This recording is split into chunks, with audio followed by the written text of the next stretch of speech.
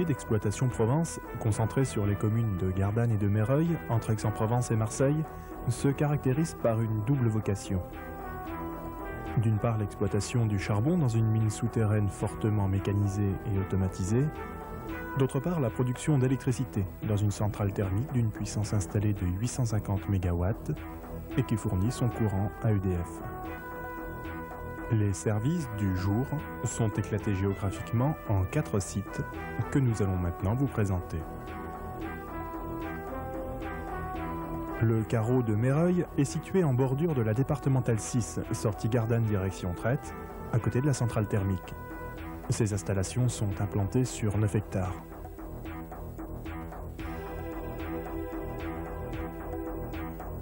Le puits Yvon Moranda, puits de service et d'entrée d'air, est situé au sud-ouest de la ville de Gardanne sur la départementale 6, en direction de Marseille, face à l'usine Péchinet.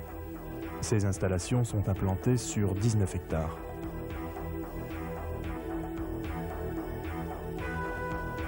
Le puits Z, situé au nord de la ville de Gardanne, à proximité de la centrale thermique, surplombe la départementale 6. C'est un puits d'extraction en retour d'air. Il remonte la totalité de la production de l'unité d'exploitation Provence. Son carreau est implanté sur 5 hectares. Il est relié par transporteur aérien de 1,7 km qui achemine la production au lavoir de Meyreuil où le charbon est traité avant d'être commercialisé. Le terril de Bramfan est implanté sur 144 hectares sur la commune de Fuveau. Il sert à stocker les coproduits du charbon, cendres volantes et cendres humides de la centrale thermique, pierres de mine stériles remontées avec le charbon. Voici à quoi ressemblera le terril de Bramfan quand son utilisation sera terminée.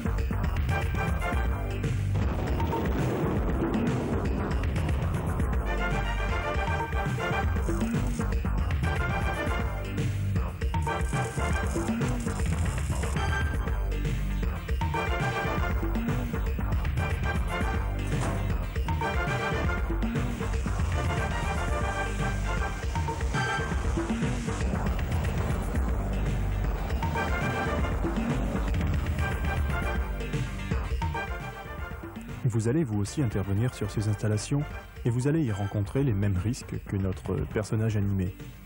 Voyons pour chacune de ces installations les précautions à prendre. Et tout d'abord, quel que soit le lieu où vous intervenez, repérez l'emplacement des équipements de secours et d'urgence. Au besoin, demandez au personnel sur place comment ils fonctionnent.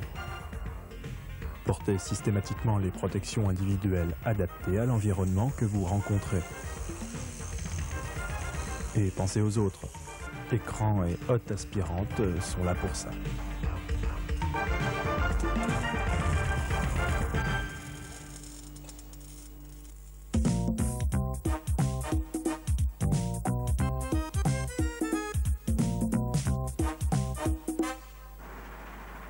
Ce qu'on remarque tout de suite en pénétrant dans le lavoir, c'est le bruit. Il est particulièrement intense et le port du casque anti-bruit et des bouchons d'oreille est obligatoire. Ces protections sont confortables et vous éviteront de devenir sourd à la longue. Les convoyeurs sont dangereux.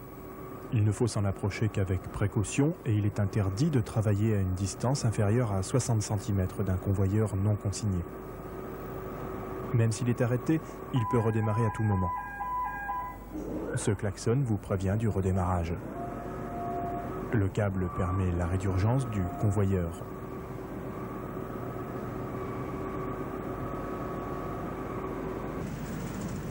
Pour pouvoir intervenir sur un convoyeur, il doit donc avoir été consigné. C'est ce qu'est en train de faire l'agent HBCM pour la partie électrique.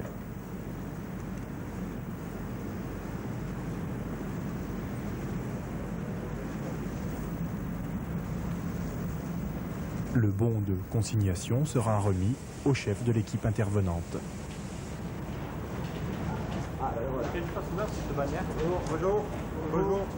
Voilà, je vous ai consigné le convoyeur T4. Par le bord.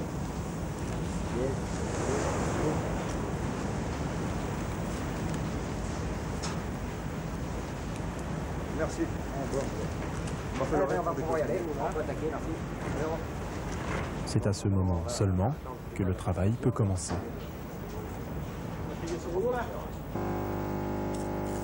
Mais attention, certains travaux risquent de provoquer une explosion. En effet, la poussière présente dans certains lieux, si elle est mêlée dans certaines proportions à l'air, crée une atmosphère explosive. Une énergie d'activation, comme une flamme ou une cigarette allumée, peut provoquer la catastrophe. Attention! Ça brûle! Cette explosion n'a été alimentée que par 2 seaux de poussière. Le pétard que l'on a vu n'a servi que d'énergie d'activation.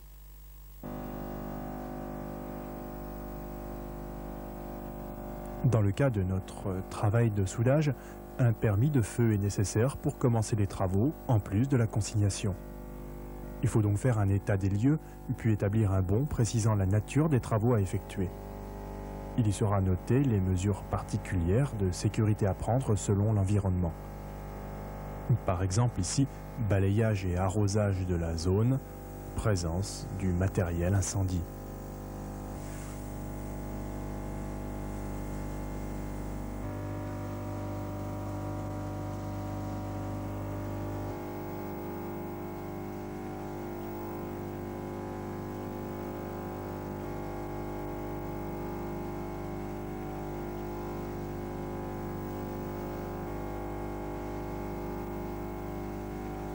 Alors seulement, le travail peut commencer en toute sécurité.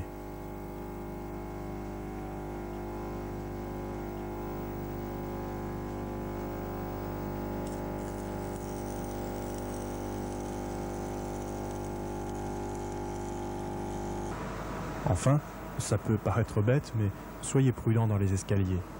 Les accidents y sont nombreux. Un conseil, ne courez jamais et tenez-vous à la rampe.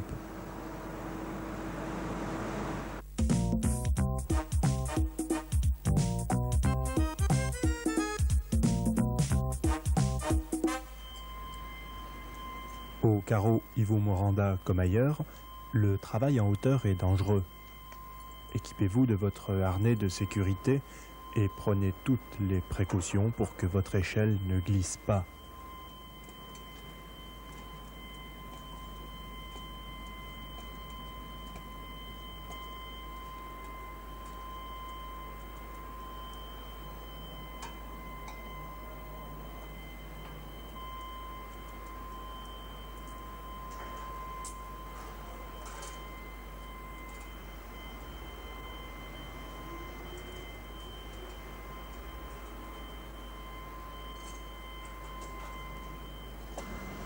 Au poste électrique 63 kV du carreau Ivo Moranda, seul le personnel habilité peut intervenir.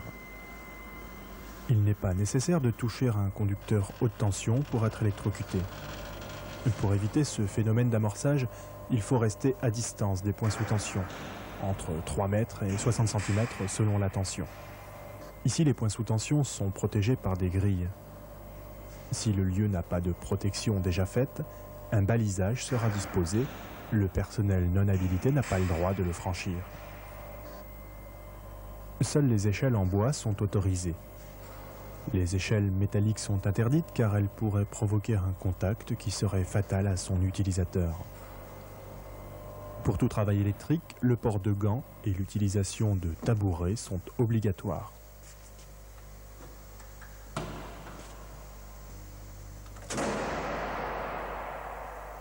Comme pour le convoyeur de tout à l'heure, on ne peut travailler sur une installation électrique que si elle a été consignée.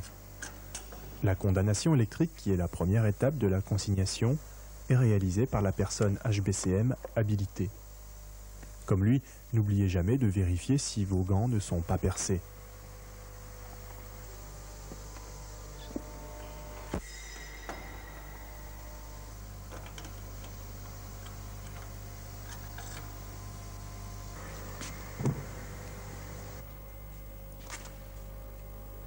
Testez toujours votre perche avant utilisation.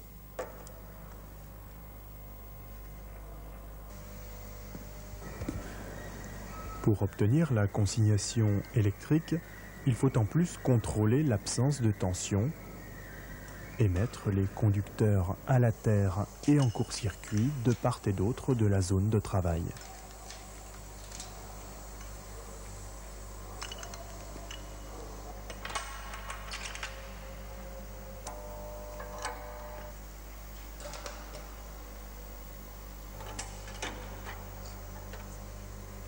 Le bon de consignation sera remis à l'agent de maîtrise de l'équipe qui va intervenir.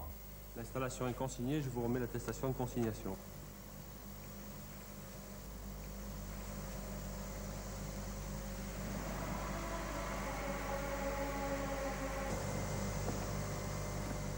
Une dernière vérification d'absence de tension par l'équipe intervenante et le travail pourra commencer en toute sécurité. Enfin, il est interdit de laver les engins à proximité du poste. Imaginez ce qui se passerait si le jet pénétrait par les claires-voies. Derrière, c'est du 63 kV et l'eau est conductrice de l'électricité.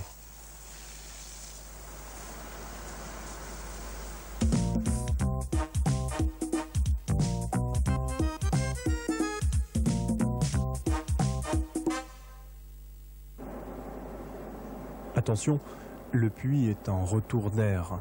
Vous allez donc pénétrer dans une zone explosive. Il y a risque de présence de grisou.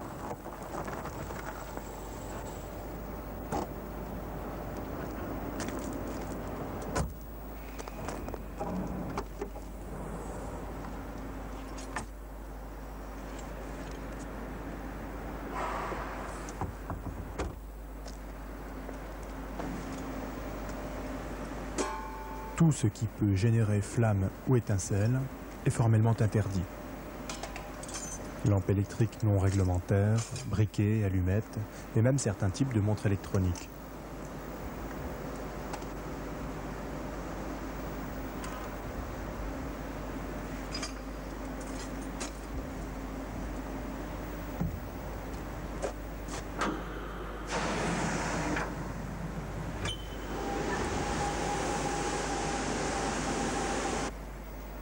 Vous entrez donc dans le sas. Pour ouvrir la porte, il faut décompresser le local à l'aide de la trappe. Voyons ce que ça donne. On décompresse le local à l'aide de la trappe. À partir de ce moment, on peut ouvrir la porte. On referme cette première porte et on procède de même pour la deuxième porte. Mais si vous refermez mal une de ces deux portes, l'autre porte sera impossible à ouvrir.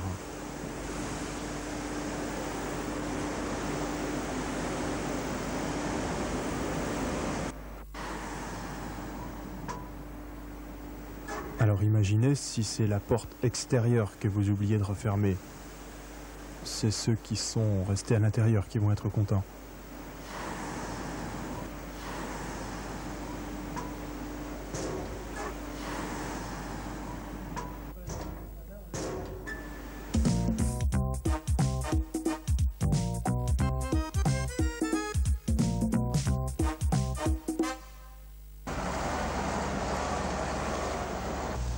Toute la journée, des camions, des bulles circulent sur ce terril.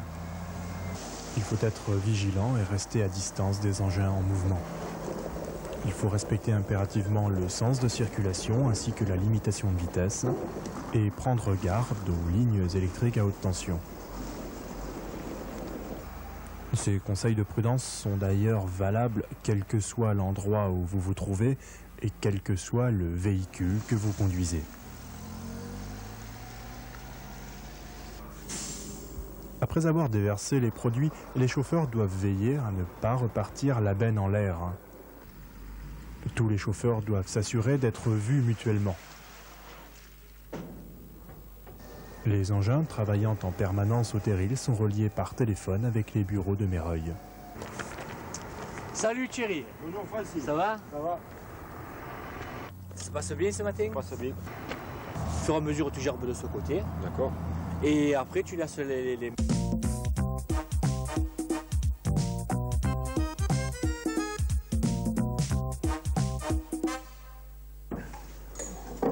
Voilà, eh bien bonjour messieurs.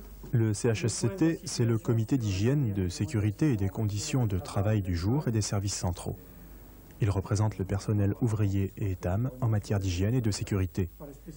Il est composé d'un président, d'un délégué de surface, de 4 représentants du personnel, d'un agent de sécurité du jour, d'un médecin du travail.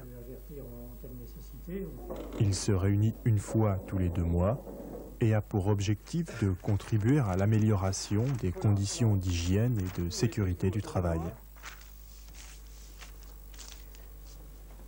Donc sur ce plan, vous avez ici la voie ferrée avec le... Le délégué de surface est élu par le personnel ouvrier. Son rôle est avant tout le contrôle du respect de la réglementation de l'hygiène et de la sécurité. À chacune de ses visites, il rédige des rapports transmis à l'ADRIR qui assure à l'UEP l'inspection du travail. La sécurité est prise en charge par les opérationnels. Le service sécurité a un rôle d'information et de formation du personnel. Il est chargé de la diffusion des règlements et du contrôle de la bonne application des consignes. Il est directement rattaché à la direction.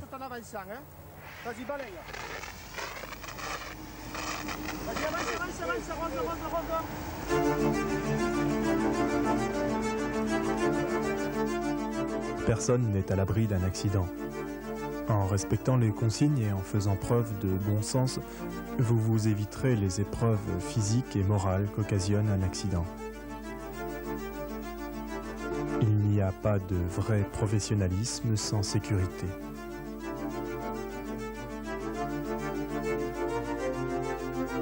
Au travail, mais aussi dans la vie de tous les jours, ayez le réflexe sécurité. Bon travail à tous.